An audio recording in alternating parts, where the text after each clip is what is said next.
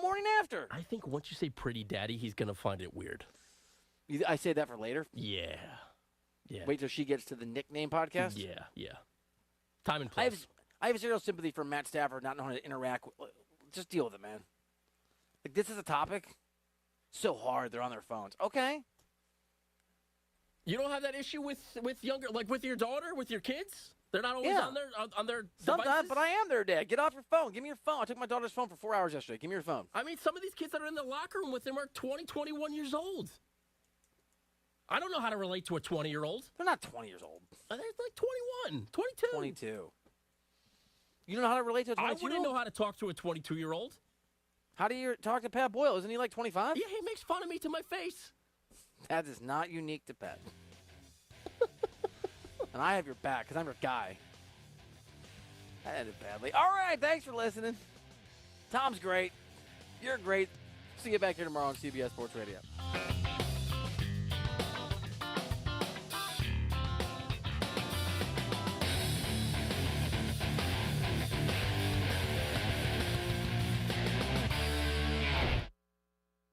WeatherGuard, the name that stands for unmatched security in truck boxes, is now making a name for itself on the NASCAR Craftsman Truck Series circuit. WeatherGuard is the official sponsor of the safety and security work crews at Speedway Motorsports tracks across the country. Engineered to meet the demands from job sites to race sites, WeatherGuard truck boxes feature double welded seams, weather-tight seals, and high security latches and locks. If it's a job worth doing, it's a job worth WeatherGuard. Learn more at weatherguard.com/truck.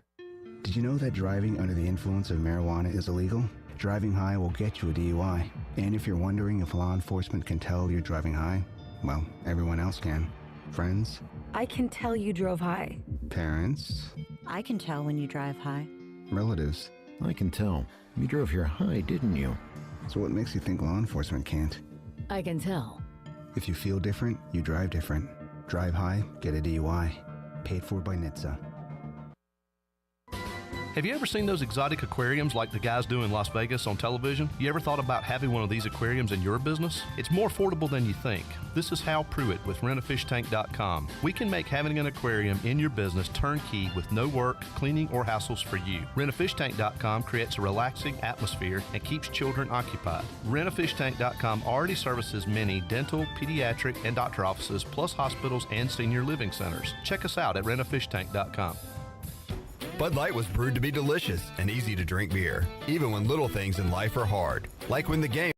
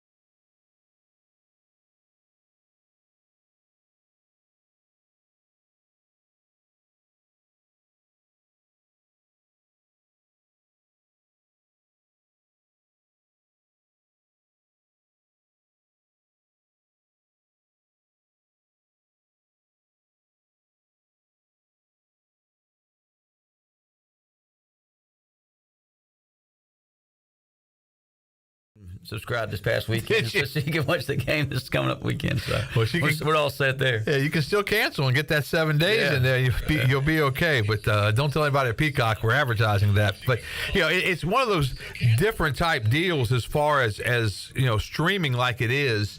It's different, but it's still available. I think that's what the big deal is. It's available to fans to see the game. Yeah, and then just what an awesome opportunity for our program in East Carolina just to be on a national stage like that at 12 noon kickoff. It's 2 years in a row.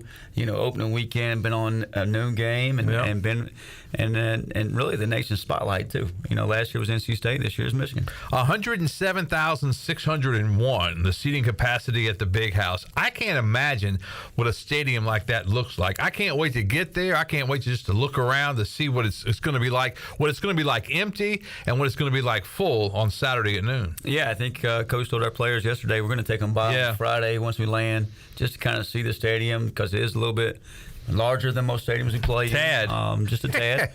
But, the thing is, like he said, the field's still 120 long and 53 and a third wide. And inside of those white lines is what really matters. He said he was going to do his best Hoosiers and go through and measure everything. And I think that would be great video right there if he goes through the Hoosiers deal with Gene Hackman did that as far as that movie goes. And, the basket's the same, the same court's height. the same length. So, but it's the same, but it's so much different in some ways. I mean, that's just so many fans. And that just shows you just the importance of college football in certain hotbeds in our country. And Michigan, Ohio State, you think about, we don't get a chance to go that direction very often, so I think it's a big opportunity for everybody. I think growing up in the South, you don't necessarily grow up a Big Ten fan. You're more SEC, ACC, right?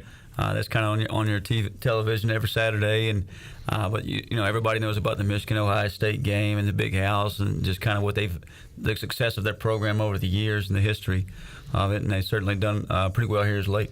And everybody talks to me about, hey, wait till you see the tunnel and the two teams come out of the same tunnel and just the history involved in that tunnel. I think that's going to be pretty cool. No doubt. And just think about the young men and the coaches who have walked down that tunnel over time, and just to be a part of that and really experience it firsthand. The history of college football, we'll get a chance to see it firsthand, at least in some aspects, when you roll down that tunnel coming up on Saturday, noon kickoff for East Carolina and number 2 Michigan. When you're talking to your team and your defense about what this Michigan offense is about, just from the outside looking in, you think about the offensive line that this Michigan team has. And Coach Houston said the other day, we were talking to him, he said the NFL scout told him that as many as 7 of their offensive linemen could be draft picks. That means 5 of them are going to start. 2 of them aren't even going to start, and they still could be drafted. I think it was Zach Zenner, their great offensive lineman. He said that he thought 10 of the Wolverines could all start. So they're loaded on the offensive line. Yeah, and I think they've been named the top offensive line in the country the last 2 years, and you certainly see why. They had a center drafted last year and a tackle drafted last year, but the guys they got coming back are just as good and just as big, large, powerful, move their feet really well and strong.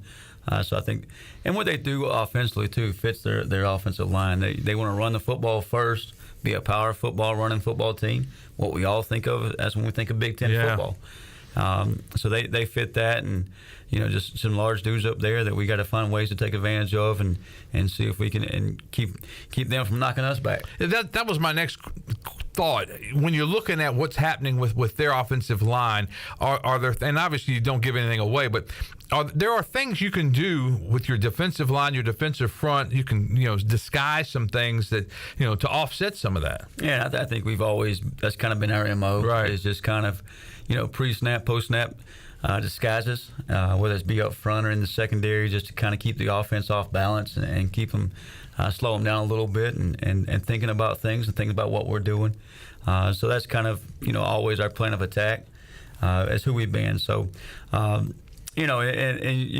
you got to give a lot of credit to Michigan, what they've done the last 2 years and the number of games they've won and what they've done, I guess, in big-time football games. So we'll certainly have our hands full. A couple of running backs for Michigan to look for is Blake Corum and Donovan Edwards. Are they similar in nature? Yeah, I think they're a little bit different. I mean, Corum's a little bit lower to the ground, center of gravity, powerful, big old thighs, tough to tackle.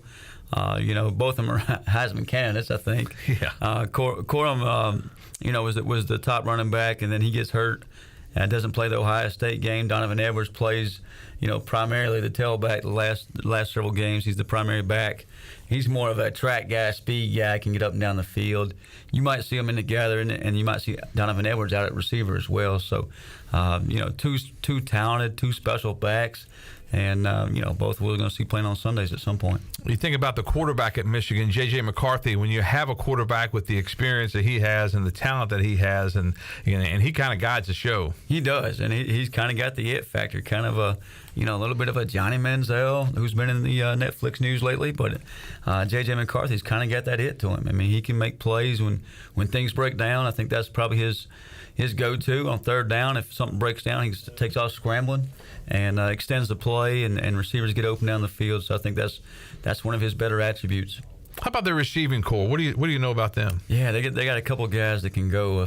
Number 14, Roman Wilson he's going to be number 1 this year. Okay. Legit speed, maybe not a true long guy, but he's got get down the field speed. 6, Cornelius Johnson had a big game against Ohio State. I think he had back-to-back touchdown catches in that game. But at receiver, you got to look out for too. He's a bigger kid. He's 6'3".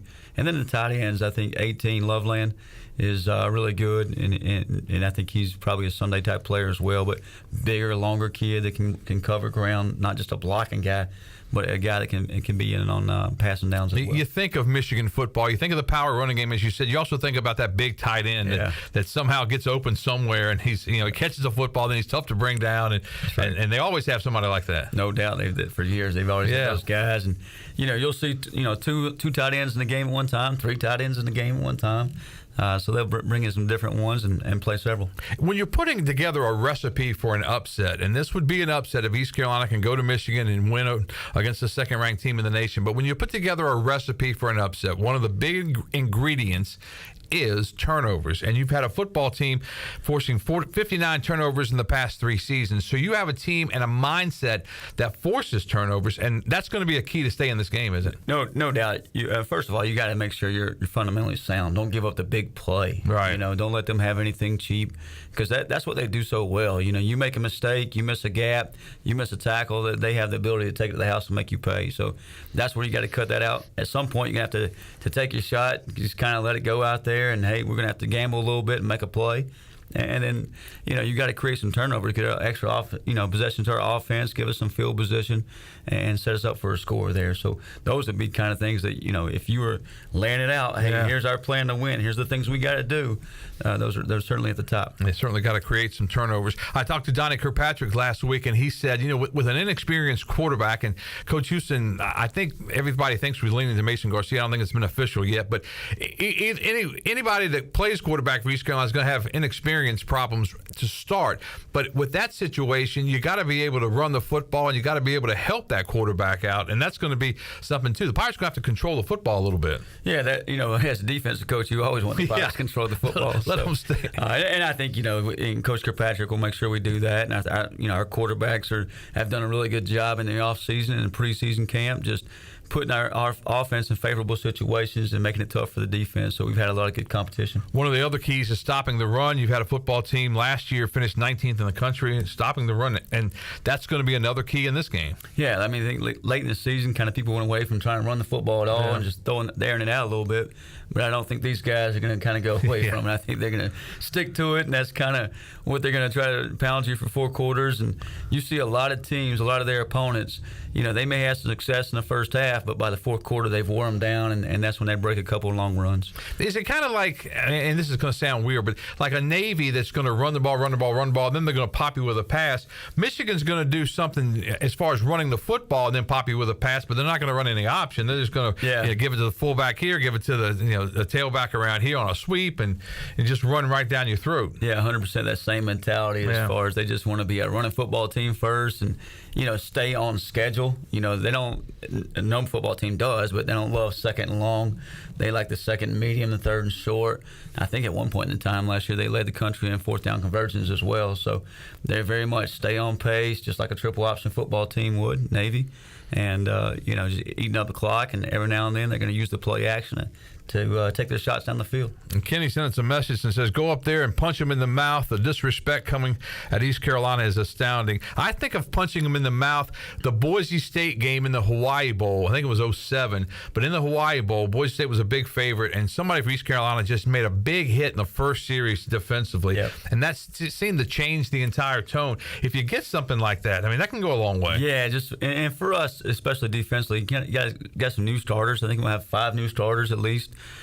Just getting a little confidence early and a little momentum and swag going our way, I think it go a long ways. Yeah, it's just one of those things. Emotions, some coaches don't believe in the rah-rah speech. I think Coach Houston, he likes to get them fired up a little bit and get out there and get a big hit early on. Yeah, he's definitely part of that. He is that. And that's one of the things I've enjoyed working with the coaches show, because we get a chance to go in and we use some of that video in his show, and that's just to see the look in the players' eyes. And you can almost tell by just the gleam in their eyes, if they're ready to go, if they're fired up. And I got a feeling that a lot of them are going to be fired up Saturday. You always say your team takes on the personality of your coach. Right. And Coach Houston is intense.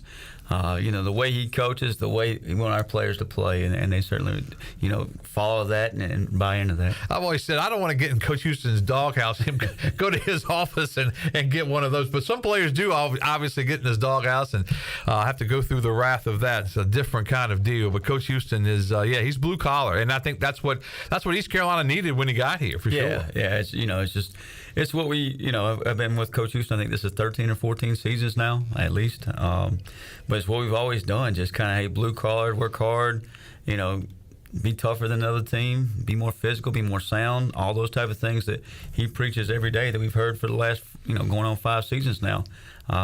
It's true. It plays into action. You got some new coaches on the staff this year. How does that parlay into how you get the coaches? When you need an assistant coach on your side, do you recruit? Does Coach Houston recruit first, and then you go through you? How is the hierarchy as far as that goes? Yeah, it's several ways. Obviously, Coach Houston's in charge of all those things, and he makes the final call. answer. Right. And he may come and kind of get your thoughts on some things. A lot of times you already have like, hey, if this was ever happen, here's some guys that we would love to work with, and I think it add value to our staff and. Be a good fit for our program and what we believe in and what Coach Houston believes in, and just kind of find what fits our program the best. So he's done a great job of hiring great people, and that's I keep saying this, like, our building's a lot of fun to be in right now because of the people in our building, and not just our coaches, but our players, and it all starts from Coach Houston. And you have to have something like that because, no matter what team, what program, you're going to have ups and downs. You're not going to go out and go 12-0 and everything's going to be honky-dory all the time. And when something bad does happen, it's the character that rises to the top. Yeah, I think one of my favorite quotes is, tough times don't last, but tough people do. And that's really you're a tough person mentally, and you're just kind of handling that adversity. You're going to move through it. You're going to learn from it. You're going to teach off of it, and you're going to move on to the next. Yeah. And that's what we've done a good job of doing. Yeah, East Carolina and Michigan, the number 2 team in the country, coming up on Saturday. When you go on the road for your opener, and you've had all summer to work on it, is that an advantage, or is it a disadvantage when you're playing a top-ranked team? I remember earlier this summer, Coach Houston said, hey, everybody's making a big deal because they're number 2. We played the number 13 team in the country last year. I mean, that's only 11 slots. Yeah, exactly. And I think they were, some folks had them to play and make the playoffs last year, right? And may have their quarterback hadn't gotten hurt. Yeah, the running back hadn't got hurt last year. I think we played probably the best NC State team that they had at the beginning of the year, because later in the year they had some injuries. But yeah, I think for our guys getting ready for the season, it kind of, game 1. There's a huge focus on it. All their attention is directed at it, and it should be. Right. And it's not just about who it is game 1. It's because it's the next game. Yeah. And after Michigan, it'll be about the next opponent, and after that, the next game. And it's always the biggest game of the year because it's the only one you're scheduled that week. That's right. It's the next game, and it'll be a lot of fun as the Pirates head north to Michigan. And as Coach said, Coach Houston's going to take the team out to the big house, let them walk around, look around. It won't be a true walkthrough because you guys will do that usually that morning before you leave town and go through your final preparations. And then what's fascinating to me when you're on the road, as soon as you guys get to the hotel, you have meals planned, you have meetings planned, you have more walkthroughs planned. It's a process. Yeah, and it's the same schedule every Friday night for the most part, just kind of the same routine there. Like you said, dinner to meetings to a little walkthrough to bedtime. It all stays pretty consistent, whether it's home game or away game. Just so, hey, everything's about business. Everything's about getting that win on Saturday. It's a business trip, and it's coming up on Saturday. We'll take a break. Blake Harrell live in the studio with us, taking your questions and comments on our Facebook Live page. Back with more with Coach Harrell after this.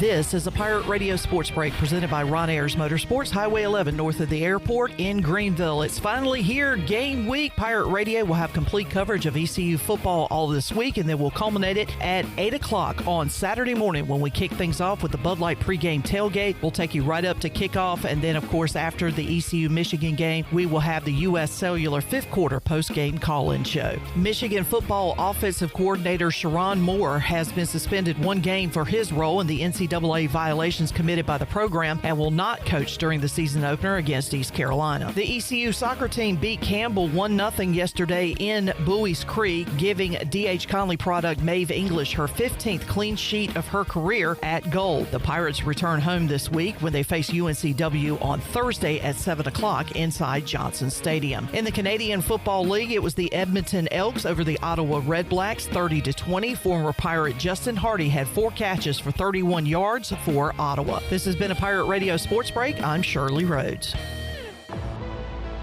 Do you need custom t-shirts, apparel, or promotional items for your business, organization, or event? Keep it local and print it local with University Sportswear. University Sportswear is your one-stop shop to help promote your business and always provide superior customer service. No matter what apparel you need for your team or customers, University Sportswear can make it happen. Visit universitysportswearenc.com for contact information. University Sportswear, the official sportswear provider of Pirate Radio. Go Pirates!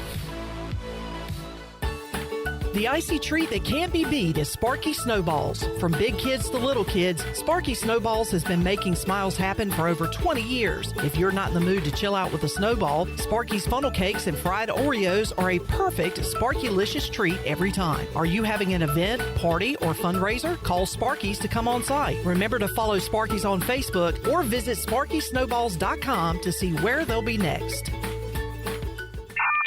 You've had your new computer a few years now, but lately it's been running super slow, acting strange, and you're worried about viruses and losing data. This is driving me mad! Let the experts at University PC Care in Greenville and New Bern professionally diagnose your Mac or PC to see what's really going on. They'll determine the root cause and not just symptoms, so you don't waste money fixing the wrong issues. Call 252-558-1280 for in-store or remote service, or make an appointment online at universitypccare.com. For years, Callie Ann Phelps has been singing about Phelps Chevrolet. Phelps Chevrolet is the one for you.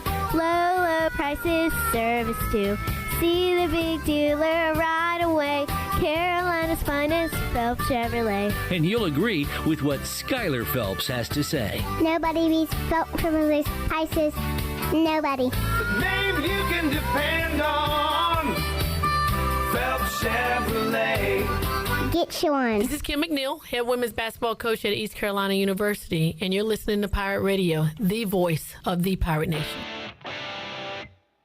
You're listening to The Brian Bailey Show, powered by Greenville Utilities. Community owned, community powered. Now, back to the show.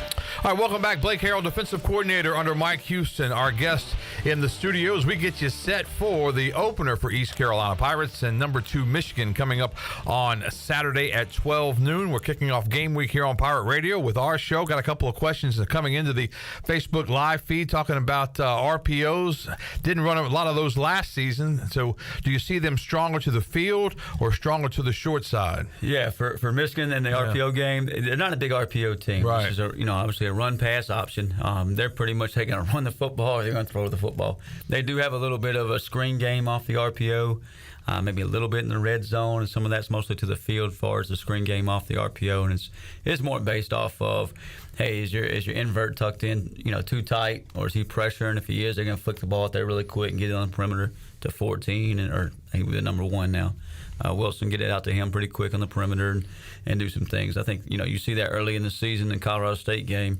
I think it's like the first play or second play of the game. They flick it out there, and he takes it to the house. So they certainly have that possibility they can do it to you. Another question about the flash motion with the tight end coming in motion. And we talked about it a little bit. They like to use the tight end. Yeah, and he does a good job. He'll be out wide and, a 10 personnel set, and then they'll motion back into 11 personnel set, getting back in the box and into the run game. So they want to make you think that you have a 10 personnel pitcher, and then they're changing the pitcher at the snap to get back to the run game.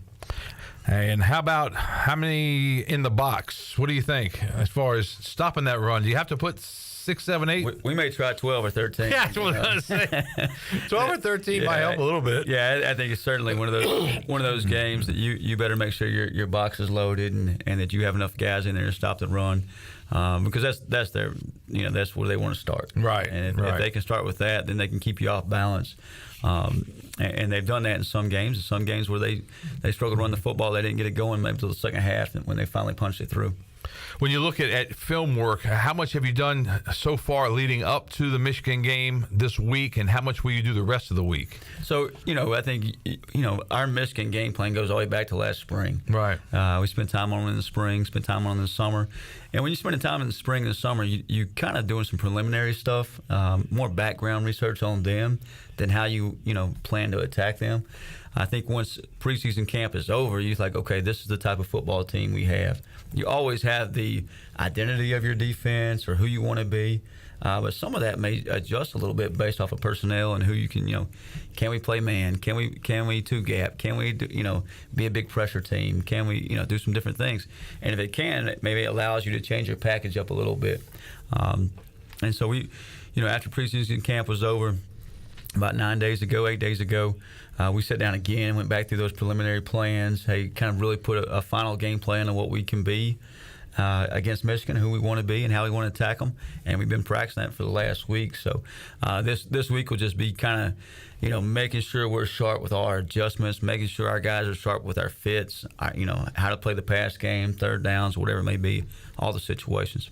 How has the scout team helped you this week? And our scout team is doing a really good job. We've got some young guys with it, but just, the attitude and the approach they bring to it every day and ready to go to work. And we're always about the mentality of it takes everybody. And sometimes a younger guy can come in, a freshman, and if he thinks that, okay, the way he's going to help the team is by getting between the lines on game day. Well, sometimes it's more important that you give the offense or defense a great look so they can prepare for Saturday. So some of those guys are getting used to that, and it's kind of the nature of it. But they've done a really good job so far. And sometimes today's scout team stars can be tomorrow's stars on the field. I mean, those guys, they didn't come here to play on the scout team forever, but if they embrace their role and do a good job on their role, that pays dividends down the road. I heard Coach Houston telling our freshman the other day, Raji Harris, his first couple of games, he was on the scout team his freshman year. Wow. And later that year, I think he was freshman all-conference player of the year. He was, player.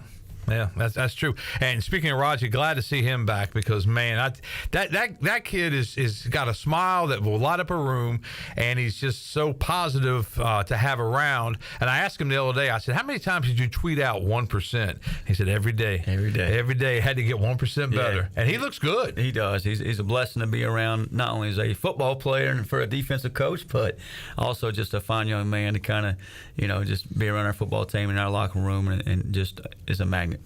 When you go through the scrimmages like you guys did, there's competition, but the light at the end of the tunnel was Michigan. But still, you guys got after it in both scrimmages, didn't they? You have to. Yeah. And you have to because I think, you turn that up and you go compete against each other, it's going to bring out the best, whether it's from, the best from the defense, best from the offense, or individual competition within the position group. So that's kind of, been our MO is, hey, let's go lay it down, let's go compete, no different than it's game day.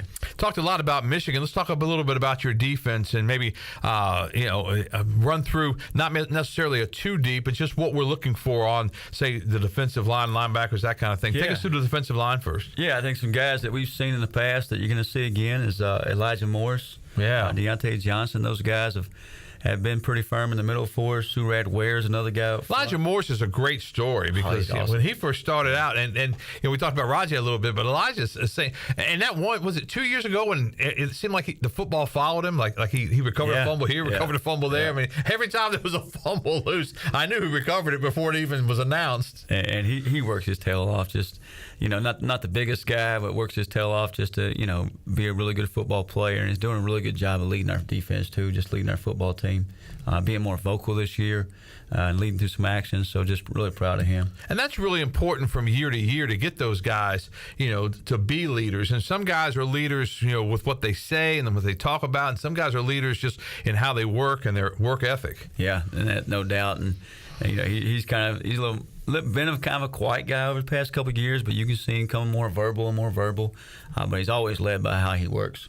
What do the defensive linemen think about when they look at the Michigan tape and see those big horses out there? I don't think they're ready for the challenge. I don't think they look at Michigan and say, "Oh man," they're ready for it. And they understand, and that's important, really. Oh, huge. Yeah, and they understand the importance of pad level is going to be huge. Me staying in my gap, maintaining my gap is going to be huge. Me coming out of my hips, those type of things. Use my hands.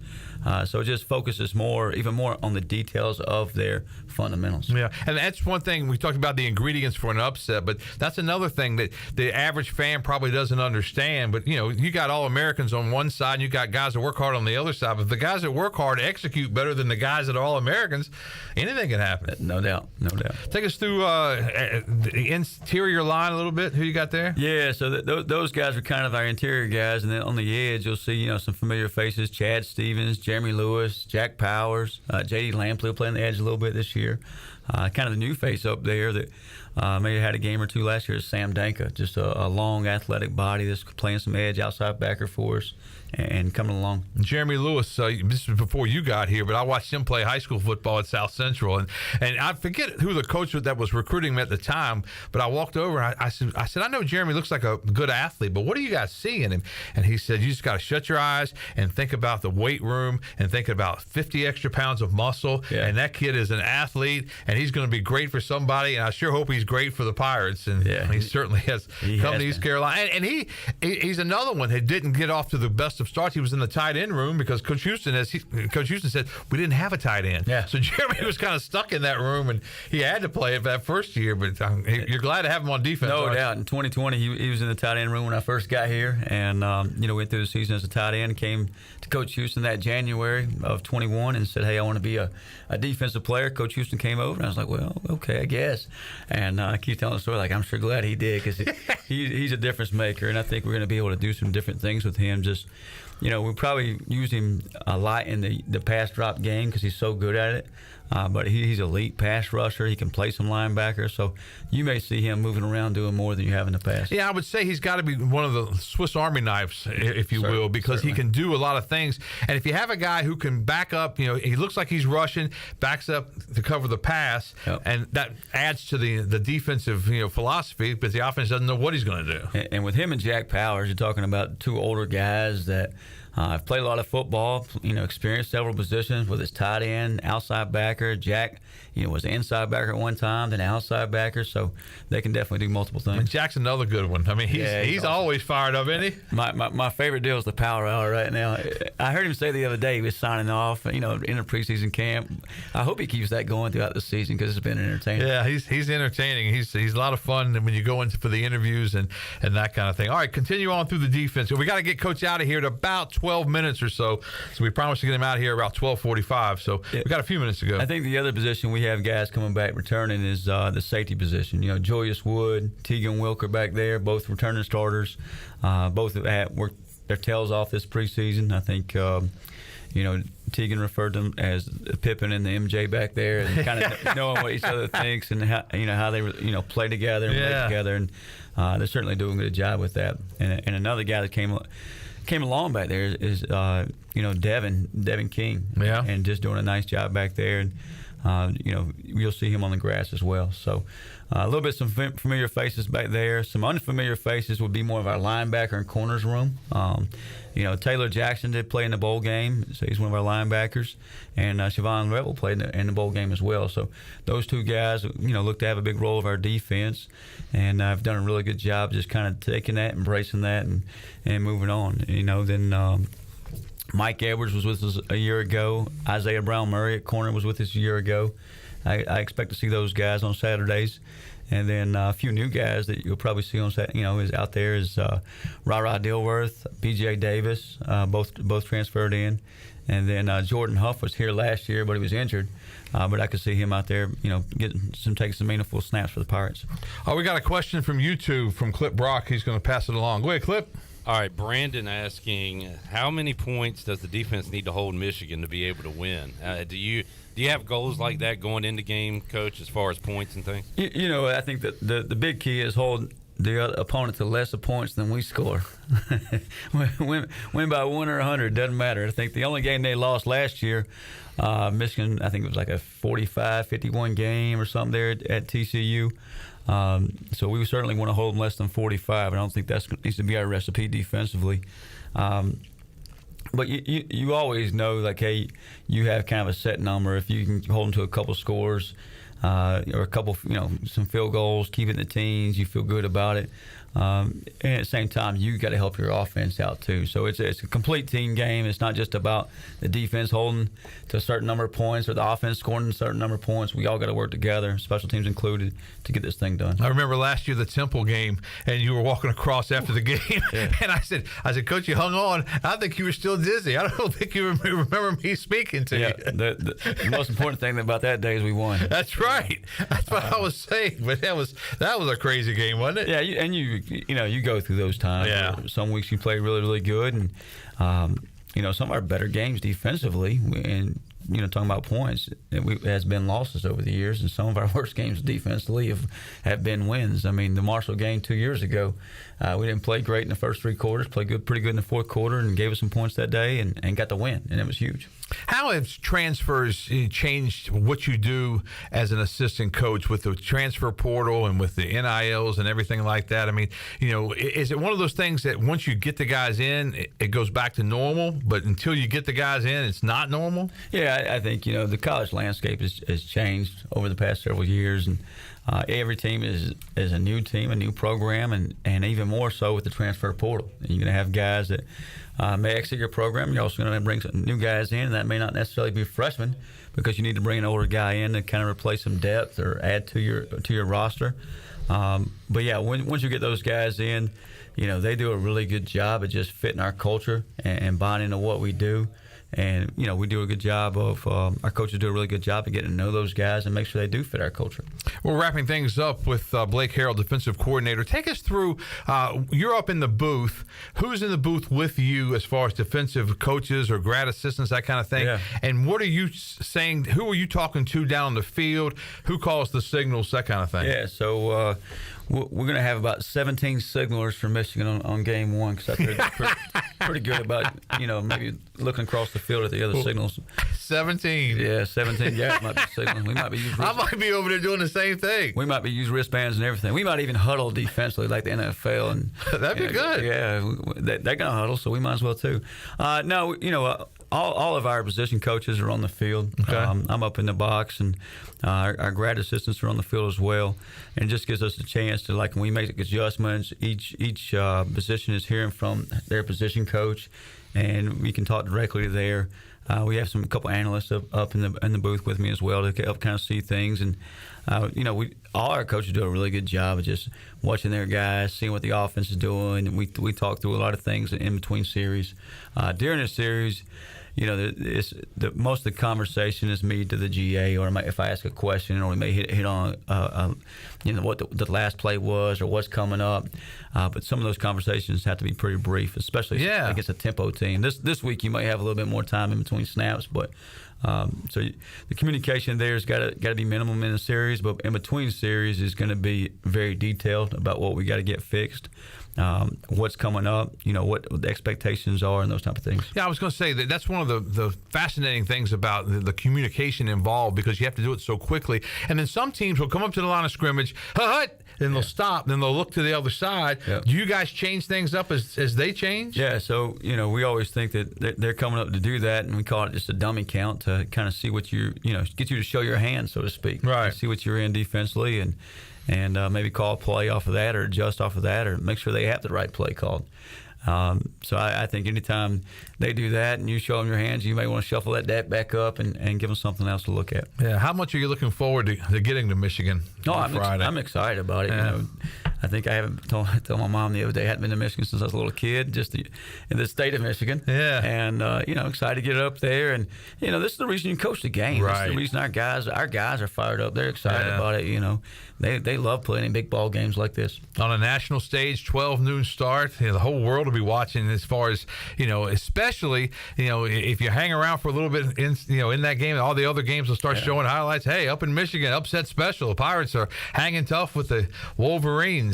That's right. And I think the last 2 years against South Carolina and NC State, 2 Power 5 opponents, I think we've given up 3 defensive touchdowns in those 2 games. And so our guys are excited about that. And, I think 2018 when Tua and Hurts and those guys, I was at Citadel back then, and we looked up and it was 10-10 at halftime. So those can be exciting times, just like you're saying. I told Coach Houston the other day, I said, last I checked, David only needed 1 rock to get Goliath. But it's actually, I did some research, he needed 5 smooth stones.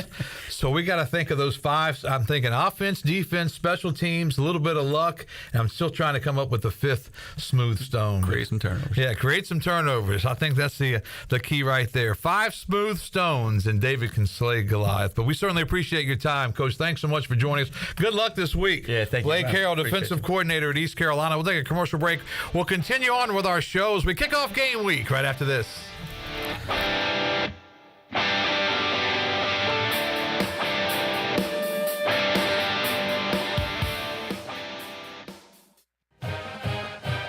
Hi, I'm Ken Hagler of Taft and Hagler.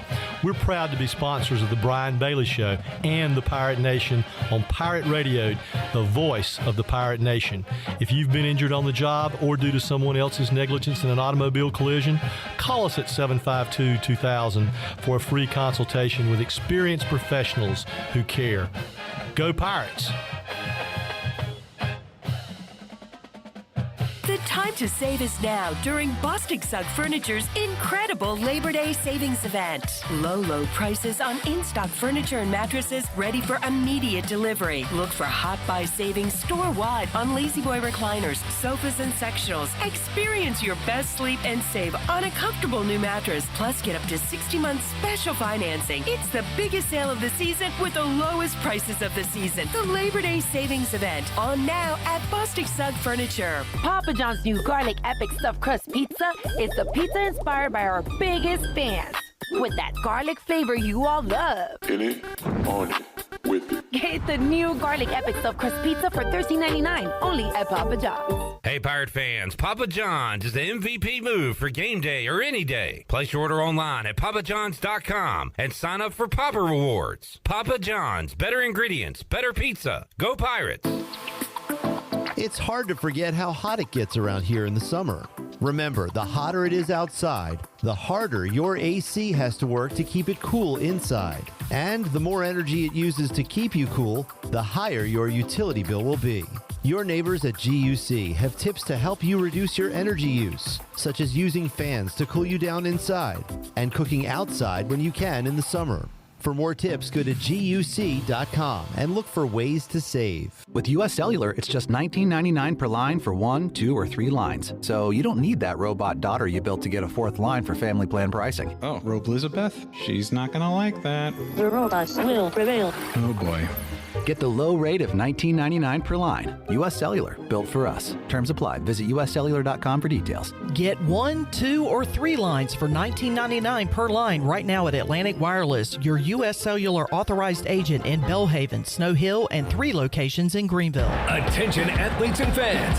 Tiebreakers is looking for all-stars. Do you know an athlete who made a game-winning play, scored an amazing touchdown, or hit a huge home run? We're scouting Eastern North Carolina for this month's most outstanding athlete. Go to tiebreakersathlete.com to nominate your favorite player for the prestigious Athlete of the Month award. Tiebreakers, shining a light on the athletes that make Eastern North Carolina proud. Submit your nomination now at tiebreakersathlete.com.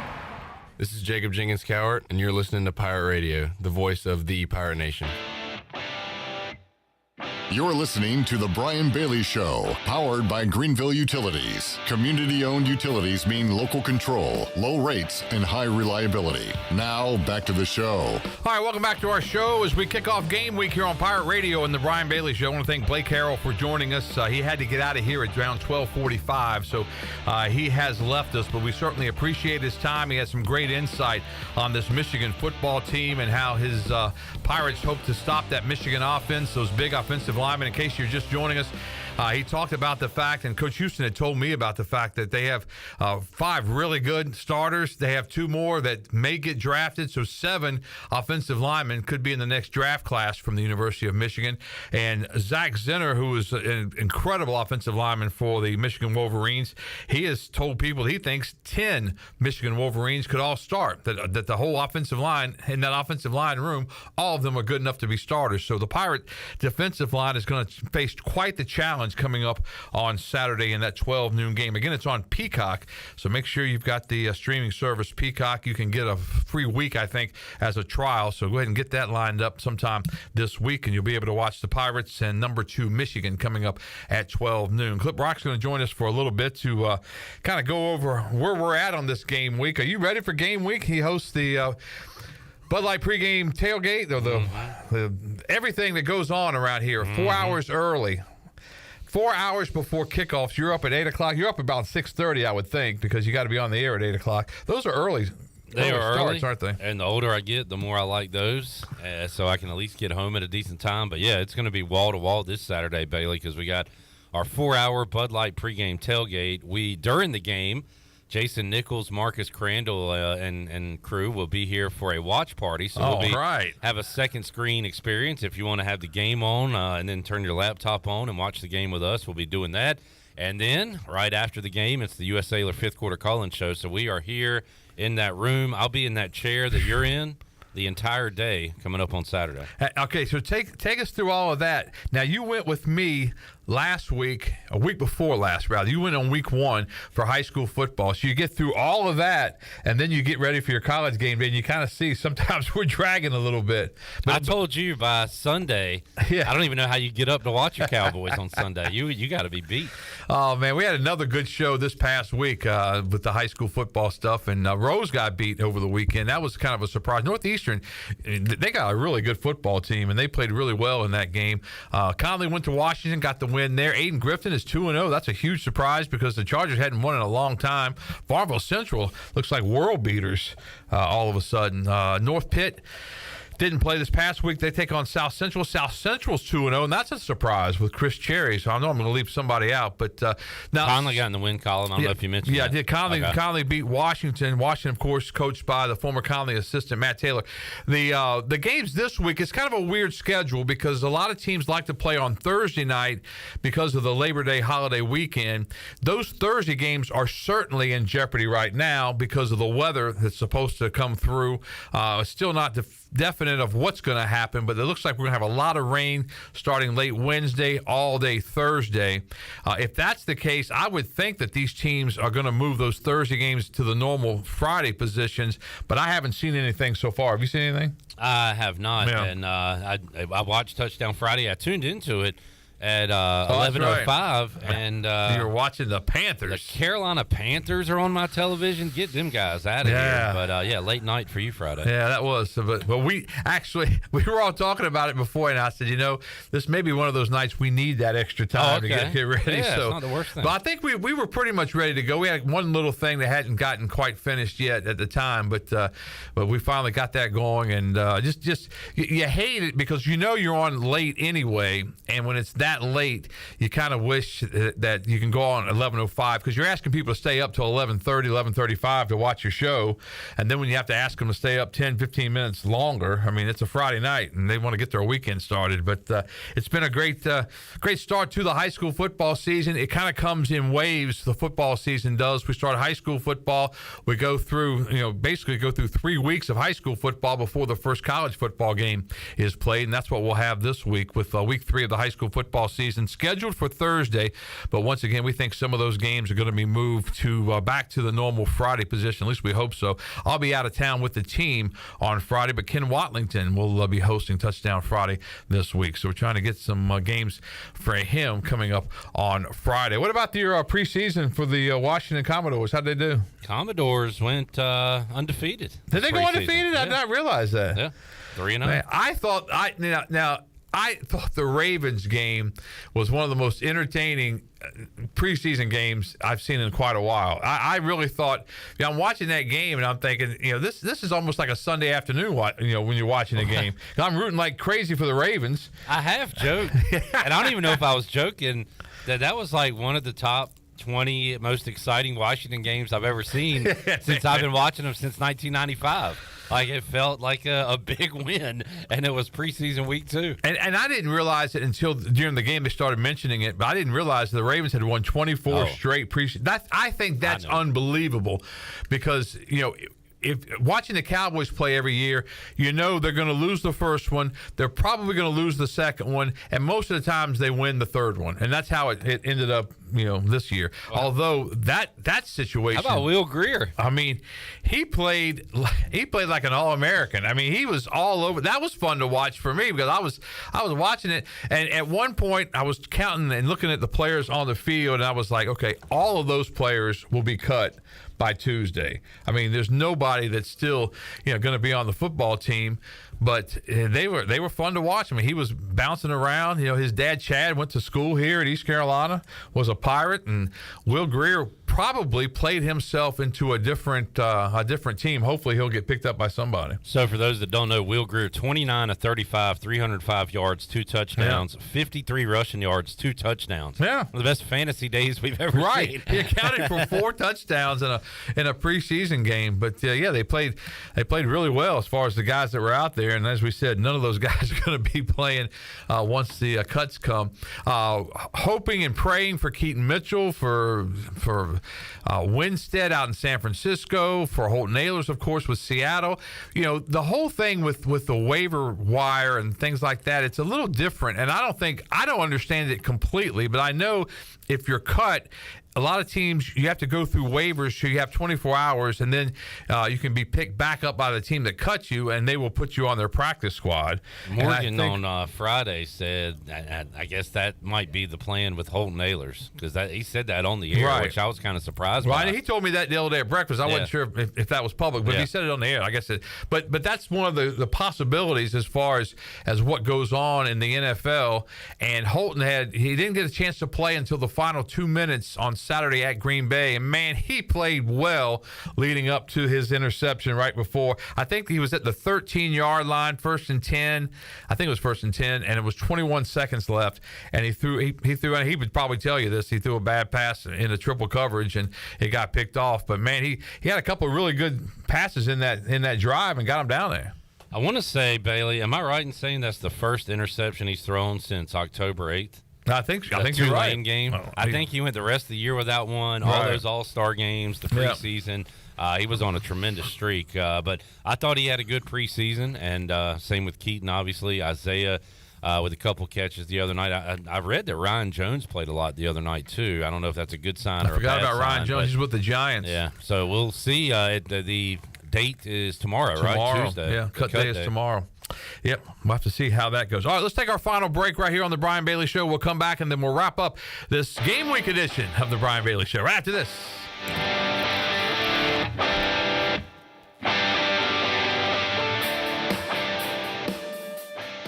While you're sleeping, our whole hogs are slow cooking over wood to create that bite that Eastern North Carolina is known for. I'm Sam Jones, and for more than 3 generations, my folks have been the torchbearers for what whole hog barbecue is supposed to be. At Sam Jones, you'll find plenty of smoke, but no mirrors. Everything, and I mean everything, is made fresh daily, including our sides, sweets, and sauces. Come on over and see us at Sam Jones Barbecue, and I bet you'll be able to taste our passion in just one bite. Sam Jones Barbecue, Fire Tower Road.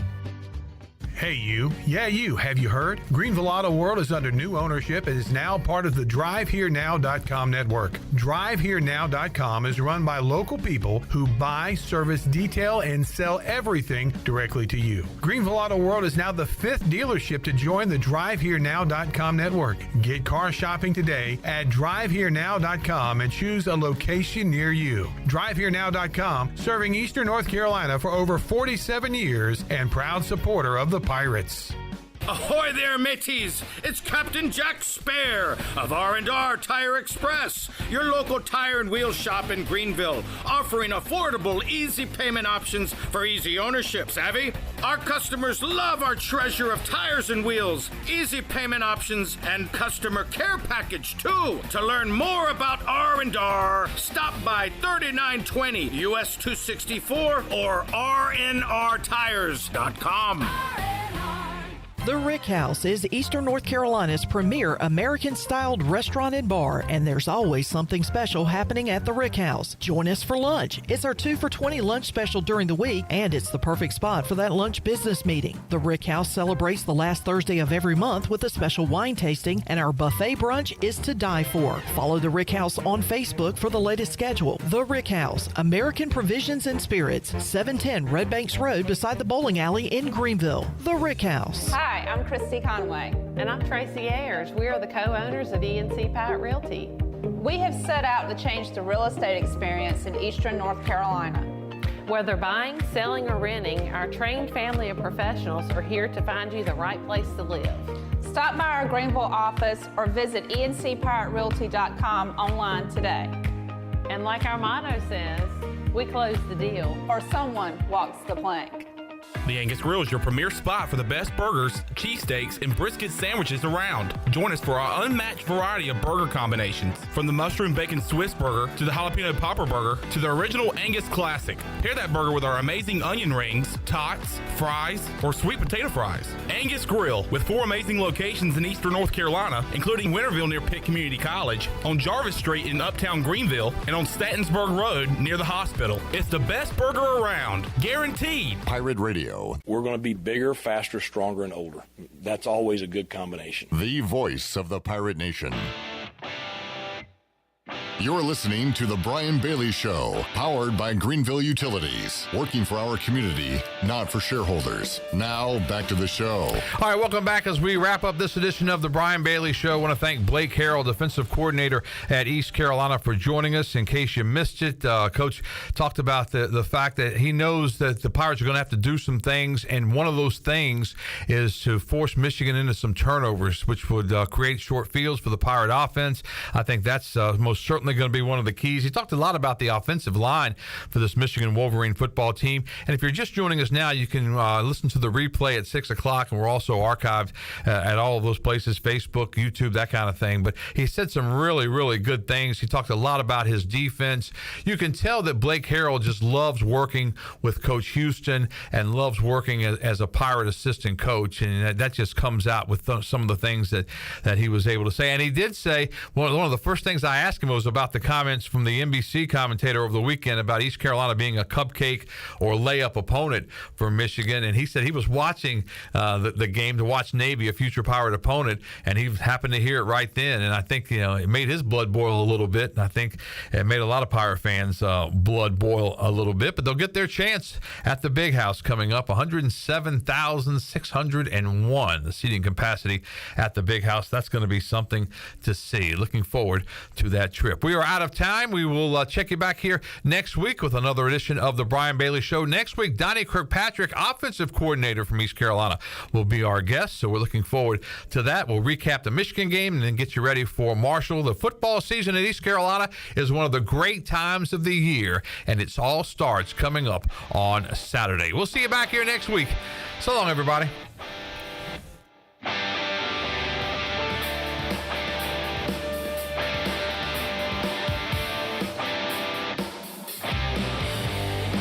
has been The Brian Bailey Show, powered by Greenville Utilities, and also brought to you by The Angus Grill, Bostic Sug, Bojangles, East Coast Grading, Gavigan Insurance, Greenville Auto World, Papa John's, Greenville Utility Company, Pepsi, The Rick House, Taft and Hagler, and Tiebreakers. Join us next week for another edition of The Brian Bailey Show, right here on Pirate Radio. This is Pirate Radio, WGHB Farmville, 12.